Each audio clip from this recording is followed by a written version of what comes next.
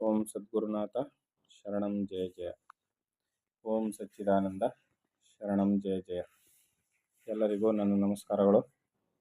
ಪರಮ ಪೂಜ್ಯ ಗುರುಗಳು ತಮ್ಮ ಜೀವ ಬ್ರಹ್ಮೈಕ್ಯ ರಾಜಯೋಗ ಸಾರಾಮೃತವು ಎಂಬ ಗ್ರಂಥದಲ್ಲಿ ವಿಚಾರವನ್ನು ತಿಳಿಸ್ತಾ ಇದ್ರು. ಭೂಕಂಪ ಹೇಗೆ ಆಗುತ್ತೆ ಅಂತ ಅದನ್ನು ತಿಳಿಸ್ತಾ ಇದ್ರು. ಪಾತಾಳ ಗಂಗೆಯ ಕೆಳಗಿರುವ ಬಯಲಿನಲ್ಲಿ ತುಂಬಿರುವ ವಾಯುವಿನ ಒಂದು ಭಾಗ ಕದಲದೇ ಇದ್ದು ಮತ್ತೊಂದು ಭಾಗವು ಕದಲಿದ್ದೇ ಆದರೆ ಭೂಮಿಯು ಒಡೆಯುತ್ತದೆ ಎಂದು ಹಿಂದೆ ತಿಳಿಸಿದೆ. ಅದಕ್ಕೆ ದೃಷ್ಟಾಂತವಾಗಿ 1935ನೇ ಇಸವಿಯಲ್ಲಿ 1935 ಆ ಟೈಮಲ್ಲಿ ಬ್ರಿಟಿಷ್ನ ಬಲೂಚಿಸ್ತಾನದ ಮುಖ್ಯ ಪಟ್ಟಣವಾದ ಕ್ವೆಟ್ಟಾ ಎಂಬುವ ಸ್ಥಳದಲ್ಲಿ ಭೂಕಂಪ ಉಂಟಾಗಿ ಭೂಮಿಯು ಒಡೆದಿರುವುದನ್ನು ಈ ಮುಂದೆ ಕಾಣುವ ಚಿತ್ರದಲ್ಲಿ ಬಾಣದ ಕೊನೆಯ ಅಂದರೆ ಆರೋ ಮಾರ್ಕ್ ಸಹಾಯದಿಂದ ತೋರಿಸಿದೆ. ಗುರುಗಳು ಅದನ್ನು ಹೇಳ್ತಾ ಇದ್ದಾರೆ. ಈಗ ಯಾರ್ಯಾರ ಬಳಿಯಲ್ಲಿ ಬುಕ್ ಇದೆಯೋ ಅವ್ರ ಹತ್ರ ಇದರ ಪಿಕ್ಚರ್ಗಳನ್ನ ಕೊಟ್ಟಿದ್ದಾರೆ. ಭೂಕಂಪ ಆಗೋಕ್ಕಿಂತ ಮುಂಚೆ ಆ ಪಟ್ಟಣ ಪ್ರದೇಶದಲ್ಲಿ ಯಾವ ರೀತಿ ಮನೆಗಳಿದ್ದೋ, ಬಿಲ್ಡಿಂಗ್ಗಳಿದ್ದೋ, ಭೂಕಂಪ ಆದಮೇಲೆ ಹೇಗೆ ಅವೆಲ್ಲ ನೆಲಸಮ ಆಗಿದೆ ಅನ್ನೋದನ್ನೆಲ್ಲ ತೋರಿಸಿ ಇಲ್ಲಿ ಬಾಣದ ಗುರುತು ಹಾಕಿ ತೋರಿಸಿದ್ದಾರೆ. ಅದನ್ನೆಲ್ಲ ನೀವು ನೋಡ್ಕೊಳ್ಬೋದು. ಭೂಮಿಯು ಬಿರುಕು ಬಿಟ್ಟಿರುವ ಭಾಗಗಳಲ್ಲಿದ್ದ ಮನೆಗಳು, ಉಪ್ಪರಿಗೆಗಳು ಮೊದಲಾದವುಗಳು ತಮಗೆ ನಿಲ್ಲುವುದಕ್ಕೆ ಯಾವ ಆಧಾರವೂ ಇಲ್ಲದಿರುವುದರಿಂದ ಅವುಗಳೆಲ್ಲವೂ ಪಾತಾಳ ಗಂಗೆಯ ತಳಭಾಗದಲ್ಲಿ ಅಡಗಿರುವ ವಾಯುವಿನ ಮೇಲೆ ಬಿದ್ದು ಅಲ್ಲಿಯೇ ನಿಂತು ಹೋಗುತ್ತವೆ ಎಂಬ ವಿಷಯವನ್ನು ಹಿಂದೆಯೇ ಹೇಳಿದೆ. ಇದೇ ರೀತಿಯಲ್ಲಿಯೇ ಮೇಲ್ಕಂಡ ಸ್ಥಳದಲ್ಲಿದ್ದ ಕಟ್ಟಡಗಳೆಲ್ಲವೂ ಬಿದ್ದು ಬಿರುಕುಗಳಲ್ಲಿ ಕೆಳಗಿಳಿದು ಅಧೋಮುಖವಾಗಿ ಚಲಿಸುತ್ತಿರುವುದನ್ನು ಈ ಚಿತ್ರಪಟದಲ್ಲಿ ಕಾಣಬಹುದು. ಈ ಕಟ್ಟಡಗಳ ಭಾಗಗಳೆಲ್ಲವೂ ಪಾತಾಳ ಗಂಗೆಯ ಕೆಳಭಾಗದಲ್ಲಿರುವ ವಾಯುವಿನಲ್ಲಿ ಹೋಗಿ ಸೇರಿ ಅಲ್ಲಿಯೇ ನಿಂತು ಬಿಡುವುದೆಂದು ತಿಳಿಯಬೇಕು. ಈ ರೀತಿಯಲ್ಲಿ ಗುರುಗಳು ತಿಳಿಸ್ತಾ ಇದ್ದಾರೆ. ಇದರ ಮೇಲೆ ಪಾತಾಳ ಗಂಗೆಯ ತಳಭಾಗದಲ್ಲಿರುವ ವಾಯುವು ಕದಲಿದ್ದರ ಫಲವಾಗಿ ಭೂಮಿಯು ಒಡೆದು ಮನೆಗಳು ಬಿದ್ದು ಜನಗಳು ಸಾಯುತ್ತಿರುವುದು ಮೊದಲಾದವುಗಳನ್ನು ತೋರಿಸುವ ಕೆಲವು ಚಿತ್ರಪಟಗಳನ್ನು ಮಾತ್ರ ಇದರಲ್ಲಿ ತೋರಿಸಿದೆ. ಹೀಗೆ ಭೂಕಂಪದ ಸಲುವಾಗಿ ನೆಲಕ್ಕುರುಳಿ ಹಾಳಾದ ಅನೇಕ ಸುಂದರ ಭವನಗಳ ಚಿತ್ರಪಟಗಳನ್ನು ಇದರಲ್ಲಿ ಸೇರಿಸಿಲ್ಲ. ಯಾವುದೊಂದು ವಿಷಯವನ್ನಾಗಲಿ ಶ್ರುತಿ, ಯುಕ್ತಿ, ಅನುಭವ ಇವುಗಳಿಗೆ ಸರಿಯಾಗಿರಬೇಕೆಂದು ವಿಶದಪಡಿಸಬೇಕಾದುದು ನ್ಯಾಯಸಮ್ಮತವಾದದ್ದು. ಆದ್ದರಿಂದಲೇ ಶ್ರುತಿಯಲ್ಲಿರುವುದು ನಮ್ಮ ಯುಕ್ತಿಯಿಂದ ಅಂದರೆ ಬುದ್ಧಿಬಲದಿಂದ ಇಲ್ಲಿ ಹೇಳಿರುವುದು ಮತ್ತು ಪ್ರತ್ಯಕ್ಷ ನಿದರ್ಶನವು ಒಂದಕ್ಕೊಂದು ತಾಳೆ ಹಾಕಿ ಹೀಗೆಯೇ ಸರಿ ಎಂದು ನಿರ್ಣಯಿಸುವುದಕ್ಕಾಗಿಯೇ ಈ ವಿಷಯವನ್ನು ಇಲ್ಲಿ ಇಷ್ಟು ವಿಸ್ತರಿಸಿ ಹೇಳಿದೆ. ಇದೇ ರೀತಿಯಲ್ಲಿ ಈ ಗ್ರಂಥದಲ್ಲಿ ಹೇಳಿರುವ ವಿಷಯಗಳೆಲ್ಲವೂ ಶ್ರುತಿ, ಯುಕ್ತಿ ಅಂದರೆ ಬುದ್ಧಿಚಾತುರ್ಯ ಮತ್ತು ಅನುಭವ ಇವುಗಳಿಗೆ ಸರಿಯಾದವುಗಳೇ ಹೊರತು ಮತ್ತೆ ಬೇರೆಲ್ಲ. ಇದರಲ್ಲಿರುವ ಅನೇಕ ವಿಷಯಗಳನ್ನು ಯೋಗ ದೃಷ್ಟಿಯಿಂದ ತಿಳಿದು ಪ್ರಪಂಚಕ್ಕೆ ತಿಳಿಯ ಹೇಳಬೇಕೆಂಬ ಉದ್ದೇಶದಿಂದ ಎಲ್ಲವನ್ನು ಇಲ್ಲಿ ವಿಸ್ತಾರವಾಗಿ ಹೇಳಿದೆ. ವೇದಗಳಲ್ಲಿ ಭಗವಂತನಾದ ದೇವರು ಅಂದರೆ ಬಟಬಯಲು ಆಕಾಶ ಎಂದು ಹೇಳಿದೆಯಲ್ಲವೇ? ಇದುವರೆಗೂ ಹೇಳಿದ ಬಯಲು ಭಗವಂತನೇ ಎಂದರೆ ಈ ಬಯಲು ಭಗವಂತನಲ್ಲ. ಭಗವಂತನು ಈ ಬಯಲಿನಲ್ಲಿ ಬಯಲಾಗಿ ಅಡಗಿದ್ದಾನೆಯೇ ಹೊರತು ನಮ್ಮ ಕಣ್ಣೆದುರಿಗಿರುವ ಬಯಲು ಪರಮಾತ್ಮನಲ್ಲ. ಇದಕ್ಕೆ ಒಂದು ದೃಷ್ಟಾಂತವೂ ಉಂಟು, ಕೇಳುವಂಥ ಶಿಷ್ಯನಿಗೆ ಗುರುಗಳು ಹೇಳ್ತಾ ಇದ್ದಾರೆ. ಅಂದರೆ ಬಯಲು ಅಂತ ಹೇಳಿದ್ರೆ ನಮ್ಮ ಎದುರಿಗೆ ಕಾಣ್ತಾ ಇರೋ ಈ ಬಯಲಿದೆಯಲ್ಲ ಇದೇ ಪರಮಾತ್ಮನೇ ಅಂತ ಅಂದರೆ ಇಲ್ಲ, ಅದು ಪರಮಾತ್ಮನಲ್ಲ. ಆ ಬಯಲಿನಲ್ಲಿ ಪರಮಾತ್ಮ ಅಡಗಿದ್ದಾನೆ. ಅದು ಹೇಗೆ ಅಂತ ಗುರುಗಳು ಒಂದು ಉದಾಹರಣೆಯ ಮೂಲಕ ಹೇಳ್ತಾರೆ. ಅಂದರೆ ಬಯಲು ಬಯಲು ಬ್ರಹ್ಮಾಂಡ, ಬ್ರಹ್ಮಾಂಡದೊಳಗೆ ನಿರ್ಬಯಲು ಅಂತ ಒಂದು ಮಾತಿದೆ. ಅದರಂತೆ ಈಗ ಒಂದು ವಿಶಾಲವಾದ ಕಟ್ಟಡದ ನಡುಭಾಗದಲ್ಲಿ ಅಂದರೆ ಒಂದು ಹಾಲ್ ಅಂತ ಕರಿತೇವೆ. ಮನೆಯಲ್ಲಿ ದೊಡ್ಡ ಬಂಗ್ಲೆ ಇರ್ತದೆ, ಒಂದು ದೊಡ್ಡ ಹಾಲ್ ಅಂತ ಇರ್ತದೆ. ಅದು ಚಿಕ್ಕ ಮನೆಗಳಲ್ಲೂ ಕೂಡ ಆ ಥರನೇ ಮಾಡ್ಕೊಂಡಿರ್ತಾರೆ. ಹಾಲ್ನಲ್ಲಿ ಉಪನ್ಯಾಸ ನಡೆಯುತ್ತಿದ್ದಾಗ ಆ ನಡುಮನೆಗೆ ಸ್ವಲ್ಪ ದೂರದಲ್ಲಿರುವ ನಡು ಹಾದಿಯಲ್ಲಿ ಯಾವನೋ ಒಬ್ಬನು ಸುವಾಸನೆಯುಳ್ಳ ಮಲ್ಲಿಗೆ ಹೂವನ್ನು ತೆಗೆದುಕೊಂಡು ಹೋಗುತ್ತಿರಲು ಸಮೀಪದಲ್ಲಿರುವ ವಾಯುವು ಆ ಪುಷ್ಪದ ವಾಸನೆಯನ್ನು ತೆಗೆದುಕೊಂಡು ಉಪನ್ಯಾಸ ಭವನದಲ್ಲಿರುವ ವಾಯುವಿನಲ್ಲಿ ಬೆರೆತು ಅದೆಲ್ಲವನ್ನು ಸುವಾಸನೆಯನ್ನಾಗಿ ಮಾಡುತ್ತದೆ. ಈಗ ನೀವು ಮನೆ ಒಳಗಡೆ ಒಂದು ಹಾಲಲ್ಲಿ ಕೂತಿರ್ತೀರಿ, ಅಲ್ಲಿಯೂ ಕೂಡ ಗಾಳಿ ಇರ್ತದೆ. ರಸ್ತೆ ನಿಮ್ಮ ಮನೆ ಮುಂದ್ಗಡೆ ರೋಡ್ ಇರ್ತದೆ, ಅಲ್ಲಿಯೂ ಕೂಡ ಗಾಳಿ ಇರ್ತದೆ. ಅಲ್ಲಿ ಯಾರೋ ಒಬ್ಬರು ಮಲ್ಲಿಗೆ ಹೂವನ್ನು ತಗೊಂಡೋಗ್ತಾ ಇರ್ತಾರೆ. ಮಲ್ಲಿಗೆ ಹೂವು ಘಮ ಘಮ ಅಂತ ಇರ್ತದೆ. ಆ ಮಲ್ಲಿಗೆ ಹೂವಿನ ಪರಿಮಳ ಅಲ್ಲಿಂದ ಗಾಳಿ ಮೂಲಕ ಬಂದು ನಿಮ್ಮ ಮನೆಯೊಳಗೆ ಹಾಲ್ನಲ್ಲಿ ನೀವು ಕೂತಿರ್ತಾರೆ, ಆ ಗಾಳಿಯಲ್ಲಿ ಬೆರೆತು ಎರಡೂ ಒಂದಾಗಿ ಇಡೀ ನಿಮ್ಮ ಹಾಲು ಘಮಘಮಿಸಲು ಆರಂಭಿಸ್ತದೆ. ಈ ವಾಯುವನ್ನು ಆ ಸ್ಥಳದಲ್ಲಿ ನೆರೆದ ಜನಗಳೆಲ್ಲರೂ ತಮ್ಮ ಮೂಗಿನಿಂದ ಆಘ್ರಾಣಿಸಿ ತಾವು ಆ ಮಲ್ಲಿಗೆ ಹೂವನ್ನು ನೋಡದಿದ್ದರೂ ಸುವಾಸನೆಯನ್ನು ತಿಳಿದಿದ್ದರಿಂದ ಯಾವನೋ ಒಬ್ಬನು ಮಲ್ಲಿಗೆಯ ನಡುಹಾದಿಯಲ್ಲಿ ತೆಗೆದುಕೊಂಡು ಹೋಗಿರಬೇಕು ಎಂದು ತಿಳಿದುಕೊಳ್ಳುತ್ತಾರೆ. ವಾಸನೆ ನೋಡಿ ಎಲ್ಲರಿಗೂ ಗೊತ್ತಾಗುತ್ತೆ ಯಾರೋ ಹೂ ತಗೊಂಡು ಹೋಗ್ತಾ ಇದ್ದಾನೆ ಅಂತ. ಹೌದಲ್ವಾ? ಇದು ನಮ್ಮೆಲ್ಲರ ಅನುಭವ. ಗಾಳಿಯಲ್ಲಿ ಹೂವಿನ ವಾಸನೆ ಹೇಗೆ ಅಡಗಿದೆಯೋ ಅದರಂತೆಯೇ ಭಗವಂತನಾದ ದೇವರು ಈ ಬಯಲಾಗಿ ಕಾಣಿಸುವ ಆಕಾಶದಲ್ಲಿಯೇ ಅಡಗಿರುತ್ತಾನೆ.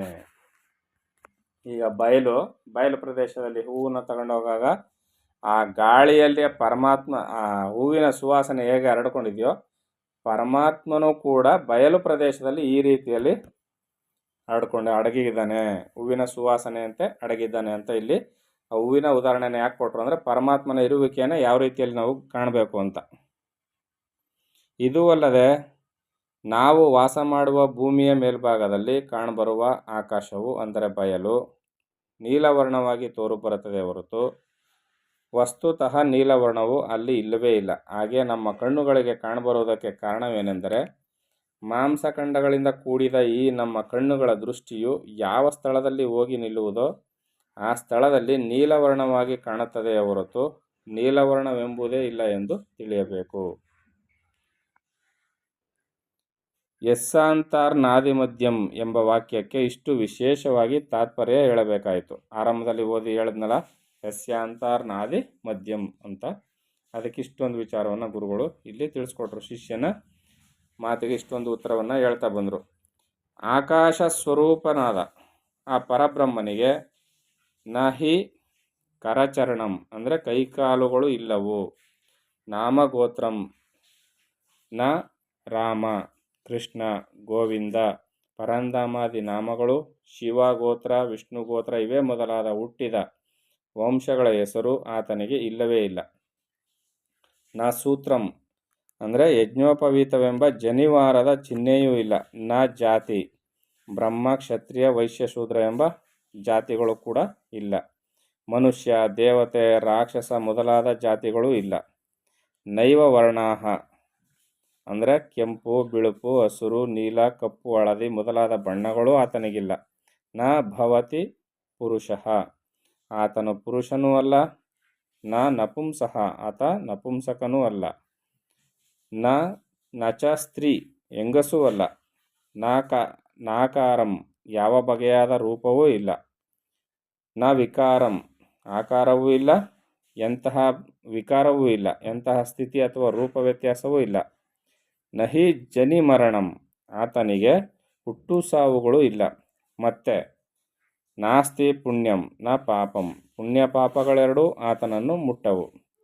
ನ ತತ್ವಂ ಯಾವ ಬಗೆಯ ತತ್ವವೂ ಇಲ್ಲದವನಾಗಿಯೂ ತತ್ವಮೇಕಂ ಎಲ್ಲೆಲ್ಲಿಯೂ ತುಂಬಿ ತುಳುಕಾಡುತ್ತಿರುವ ಒಂದೇ ತತ್ವದಿಂದ ಕೂಡಿರುವವನಾಗಿಯೂ ಸಹಜ ಸಮರಸಂ ಅಂದರೆ ಸಮಸ್ತ ಜೀವರಾಶಿಗಳ ಹೃದಯ ಕಮಲಗಳಲ್ಲಿ ಸಮರಸವಾಗಿ ಅಂದರೆ ಭೇದ ಭಾವವಿಲ್ಲದೆ ಏಕಭಾವದಿಂದ ತುಂಬಿಕೊಂಡು ಆ ಪರಮಾತ್ಮನು ಇದ್ದಾನೆ. ಅಂತಹ ಸದ್ಗುರುಂ ಅಂದರೆ ಅಜ್ಞಾನವನ್ನು ನಾಶ ಮಾಡಿ ಜ್ಞಾನವನ್ನು ಹುಟ್ಟಿಸುವುದರಲ್ಲಿ ಶಕ್ತನಾದ ಆ ಪರಮ ಸದ್ಗುರುವಾದ ತಂ ಅಂದರೆ ಆ ಪರಮಾತ್ಮನಿಗೆ ನಮಾಮಿ ನಮಸ್ಕರಿಸುತ್ತಿದ್ದೇನೆ. ಈ ರೀತಿಯಲ್ಲಿ ಗುರುಗಳು ಆರಂಭದಲ್ಲಿ ಗುರುಸ್ತುತಿಯನ್ನು ಮಾಡಿದರು. ಅದಕ್ಕೆ ಆನಂದಮಾನಂದಕರಂ ಪ್ರಸನ್ನಂ ಜ್ಞಾನಸ್ವರೂಪಂ ನಿಜಬೋಧಯುಕ್ತಂ ಯೋಗೀಂದ್ರಂ ಈಡ್ಯಂ ಭವರೋಗ ವೈದ್ಯಂ ಶ್ರೀಮದ್ಗುರುಂ ನಿತ್ಯಮಹಂ ನಮಾಮಿ ಅಂದರೆ ಆನಂದ ಸ್ವರೂಪನಾದ ಪರಮ ಸುಖ ಸಂತೋಷಗಳನ್ನು ಉಂಟು ಮಾಡುವಂತಹ ಅನುಗ್ರಹವನ್ನು ದಯಪಾಲಿಸುವ ನಿರ್ಮಲ ಜ್ಞಾನ ಸ್ವರೂಪನಾದ ತನ್ನ ಬೋಧೆಯನ್ನು ಅಂದರೆ ತನ್ನ ಸ್ವರೂಪವನ್ನು ತಿಳಿಸುವುದಕ್ಕೆ ಅಥವಾ ತಿಳಿಯುವುದಕ್ಕೆ ತಾನೇ ಶಕ್ತನಾದ ಸದಾ ಯೋಗೀಶ್ವರರಿಂದ ಸ್ತೋತ್ರ ಮಾಡಿಸಿಕೊಳ್ಳಲ್ಪಡುವ ಸಂಸಾರವೆಂಬ ವ್ಯಾಧಿಗೆ ವೈದ್ಯನಂತಿರುವ ಎಲ್ಲೆಲ್ಲಿಯೂ ತುಂಬಿ ಆಕಾಶ ಸ್ವರೂಪನಾಗಿರುವಂಥ ಆ ಜ್ಞಾನಸ್ವರೂಪಿಯಾದ ಪರಮಾತ್ಮನಿಗೆ ಎಡೆಬಿಡದೆ ನಮಸ್ಕರಿಸುತ್ತೇನೆ. ಈ ರೀತಿಯಲ್ಲಿ ಕೂಡ ನಾವು ಗುರುವನ್ನು ನಮಸ್ಕಾರವನ್ನು ಮಾಡಬೇಕು. ನಮೋಸ್ತು ಗುರುವೇ ತಸ್ಮೈ ಇಷ್ಟವೇದ ಸ್ವರೂಪಿಣಿ ಯಸ್ಯ ವಾಕ್ಯಂ ಋತಂ ಹಂತಿ ವಿಷಯಂ ಭವಪಂಕಿಲಂ. ಅಂದರೆ ಯಾವಾತನ ಅಮೃತಮಯವಾದ ವಾಕ್ಯವು ಸಂಸಾರವೆಂಬ ವಿಷಯವನ್ನು ಹೋಗಲಾಡಿಸುತ್ತದೆಯೋ ಅಂತಹ ಆಕಾಶ ಸ್ವರೂಪನಾದ ಅಂದರೆ ಬಟಾಬಯಲಾದ ಶ್ರೀ ಸದ್ಗುರುವನ್ನು ಕುರಿತು ನಮಸ್ಕರಿಸುತ್ತೇನೆ.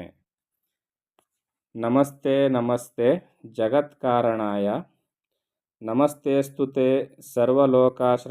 ಲೋಕಾಶ್ರಯಾಯ ನಮೋ ದ್ವೈತತತ್ವಾಯ ಮುಕ್ತಿಪ್ರದಾಯ ನಮೋ ಬ್ರಹ್ಮಣಿ ವ್ಯಾಪಿನೇ ಶಾಶ್ವತಾಯ.